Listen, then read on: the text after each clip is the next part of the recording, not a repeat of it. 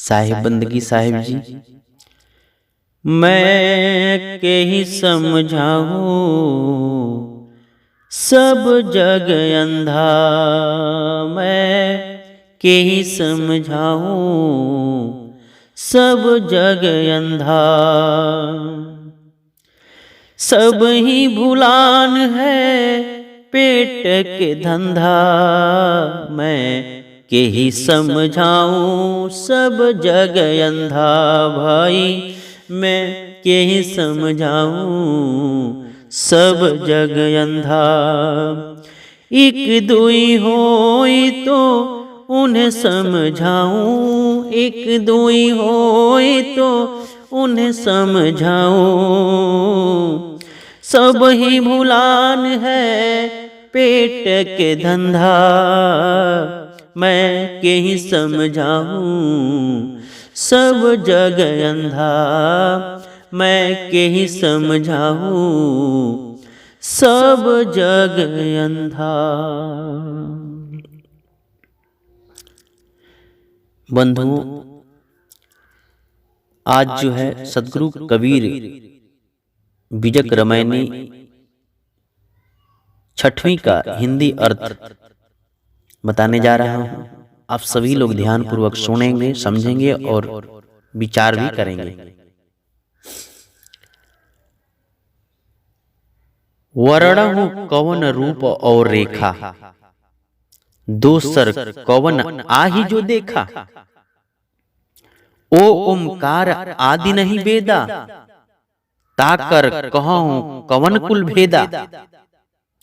नहीं तारागण नहीं रविचंदा, नहीं कछु होते पिता के बिंदा। नहीं जल नहीं थल नहीं थिर पवना, को धरे नाम हुकुम को बरना।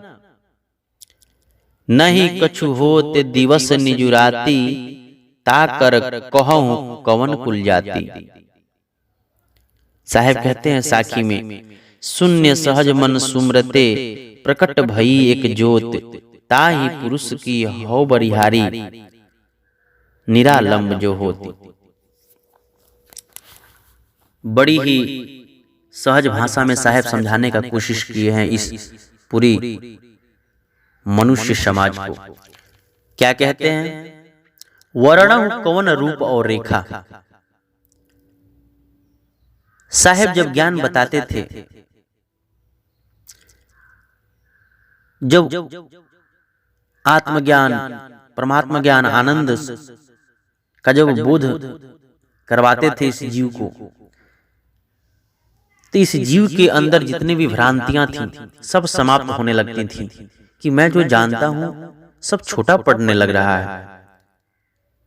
इन्हीं से पूछा जाए कि उसका स्वरूप क्या है, उसका रेखा कहाँ है। साहेब कहते हैं कि यह संसार के लोग, जब मैं तुम्हारे शांति और आनंद, आत्मज्ञान, परमात्मा ज्ञान की बात करता हूं, तो तुम पूछते हो कि उस आनंद स्वरूप, परमात्मा स्वरूप, शब्द स्वरूप, आत्मा स्वरूप का रूप कैसा है, उसका रेखा कैसा है। तो मैं सच में अगर आपको बता दूं तो क्या आप जान जाएंगे? नहीं जान पाएंगे आप। कैसे?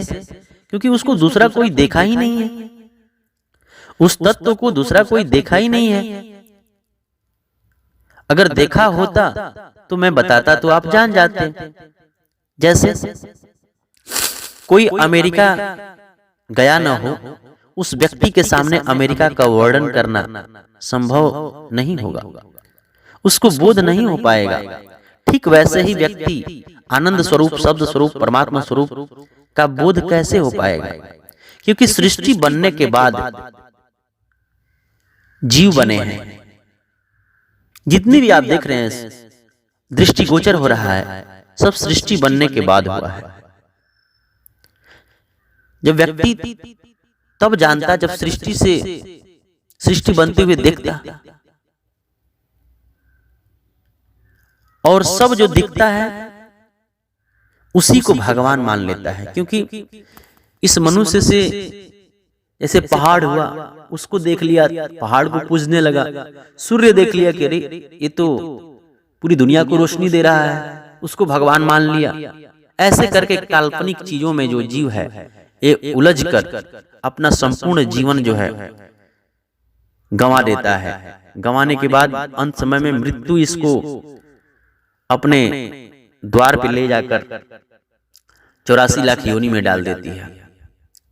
उसी को साहब कहते हैं कि ऐ संसार के लोग, मैं उस परमात्मा के स्वरूप का क्या वर्णन करूं, क्योंकि दूसरा उसको कोई देखा ही नहीं है। अगर देखा होता तो मैं उसको बताता, देखकर अगर आया होता मैं उसको बताता तो वो जान जाता। फिर आगे क्या कहते हैं साहब, ओ ओमकार आदि नहीं वेदा। ओ ओमकार, ओ ओमकार जो बात है निरंजन निराकार ब्रह्म की बात है, जिसको मैंने अभी ऊपर ही 5वीं रामायणी में ब्रह्म की बात करता था, वही ब्रह्म ओमकार को ब्रह्म ही कहते हैं। निर्लेपित ब्रह्म, परापर ब्रह्म, निरंजन ब्रह्म, ये सब उन्हीं का नाम है। तमाम प्रकार के शास्त्रों में नाम वर्णित है। ये साहेब की जो बातें हैं सब शास्त्रिक, शास्त्र बात, शास्त्रानुकूल बात है। ऐसा नहीं है कि आपके शास्त्रों से बाहर बात करते हैं, लेकिन उस शास्त्रों से भी हमको समझकर अपने जीवन को जान जाना है। जीवन क्या है और मनुष्य जीवन का उद्देश्य क्या है, हमको करना क्या है, हम कर क्या रहे हैं। इसलिए साहब बताते हैं कि क्योंकि ये काल्पनिक चीजों में जीव उलझा हुआ है, और जब तक ये समझेगा नहीं, जहां उलझा हुआ है, जहां उलझन है, वहीं पे समझना, वहीं पे सुलझ जाना ही इसकी जीवन है, सार्थकता है जीवन की। तो साहब कहते हैं कि ओ ओमकार आदि नहीं वेदा। ओ ओमकार, ओ ओमकार निरंजन निराकार ब्रह्म की बात है। ओम निरंजन ये भी नहीं था, क्योंकि आप उसी को सनातन मानते हो, ओमकार को, निरंजन को, ब्रह्म को। ये भी नहीं था। आदि अष्टांगिनी आदि शक्ति, जो जिससे ब्रह्मा विष्णु महेश की उत्पत्ति हुई, आदि शक्ति से। ओ ओमकार आदि नहीं वेदा। ओ ओमकार भी नहीं था, आदि शक्ति अष्टांगिनी भी नहीं थी, वेद भी नहीं था। ताकर कहूं कौन कुल भेदा। तब मैं उसका भेद और कुल को क्या बताऊं कि उसका स्वरूप क्या है, उसका रूप क्या है, रेखा क्या है, क्योंकि तुम इसी को जानते हो। लेकिन ये है ही नहीं। नहीं तारागण नहीं रविचंदा, नहीं कछु होते पिता के बिंदा। नहीं तारागण था, नहीं चंद्रमा था, नहीं सूर्य था, कुछ भी नहीं था। नहीं कछु होते पिता के बिंदा, नहीं जो पिता के वीर्य थे, जो रजवीर्य बूंद के रूप में, यह भी कुछ नहीं था। क्योंकि आप विचार करते हो तो समझते हो कि माँ बाप भगवान है, क्योंकि इसी से पैदा हो रहे हैं। ये बूंद ही नहीं था, क्योंकि सृष्टि से तो पहले था नहीं, सृष्टि के बनने के बाद ही सब कुछ हुआ है। और तुम अपने अपने विचार करते हो, जो समझ में आता है उसी को भगवान मान लेते हो। लेकिन वास्तव में भगवान जो है क्या, भगवान आनंद स्वरूप है। क्योंकि हम कोई भी काम करते हैं संसार में शांति और आनंद के लिए करते हैं, सुख के लिए करते हैं। अगर नहीं है तो फिर क्या मतलब है, समझना जानना। लेकिन जिसको आप भगवान कहते हैं उसमें शांति आनंद नहीं है, वो ज्ञान कुछ समझना जरूरी है। साहब कहते हैं आगे, नहीं जल नहीं थल नहीं थिर पौना।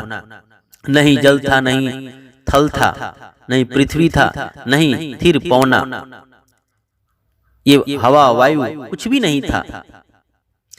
को धरे नाम हुकुम को वरना, मैं उसका नाम क्या कहकर आपको बताऊं। को धरे नाम हुकुम को वरना, मैं उसकी क्या हुकुम और नाम को रखकर मैं वर्णन करूं, उसकी क्या हुक्म है। नहीं कछु होते दिवस निजुराती, ताकर कहूं कवन कुल जाती। नहीं दिन होती थी, नहीं रात होती थी, ताकर कहूं कवन कुल जाती। तो मैं उसकी जाति को क्या बताऊं कि वो कहां रहता है, कौन सा जात का है, क्योंकि इस संसार में तो भगवान अलग अलग हैं और जाति मजहब के अनुसार है। उसी को साहब कहते हैं कि क्या मैं बताऊं उसको, जाति कौन जाति का भगवान है।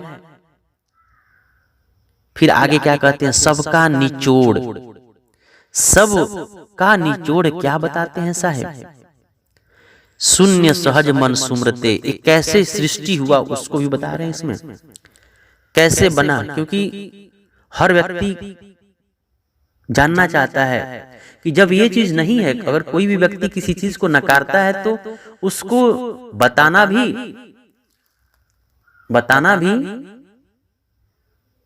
चाहिए कि ये बात गलत है तो सही क्या है।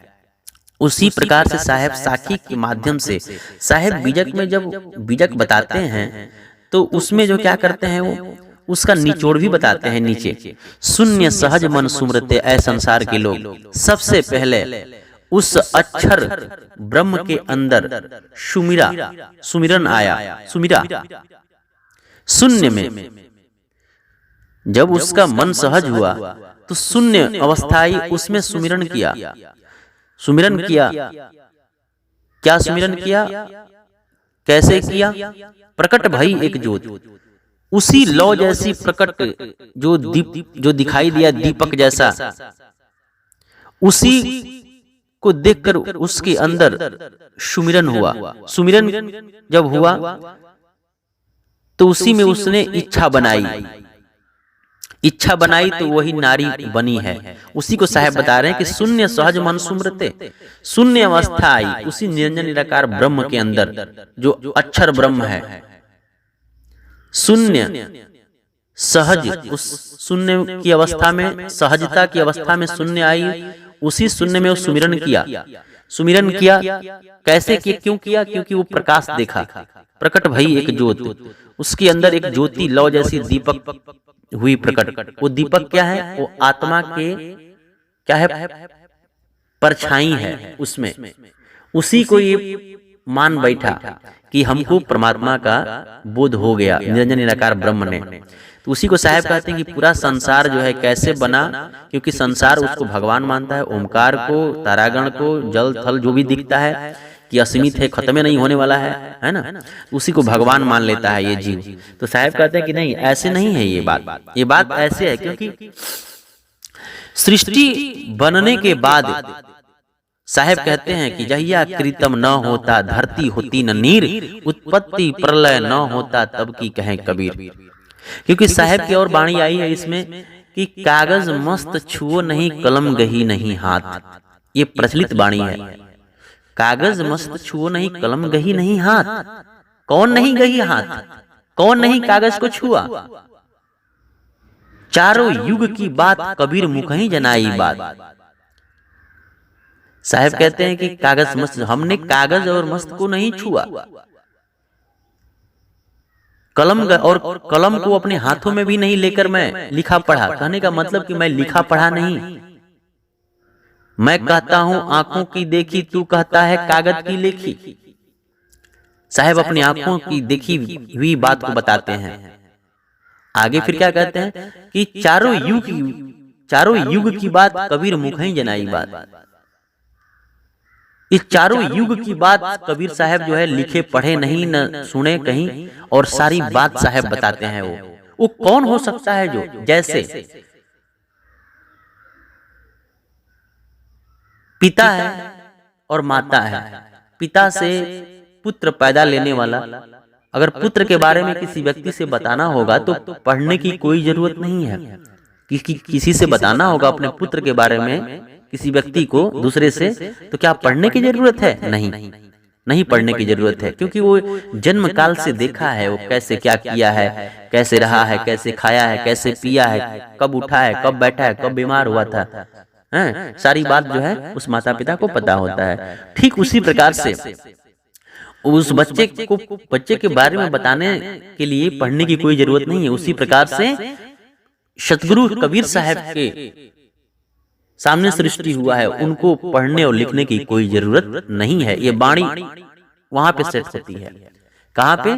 कागज मस्त छुओ नहीं, कलम गही नहीं हाथ, चारों युग की बात कबीर मुख ही जनाई बात।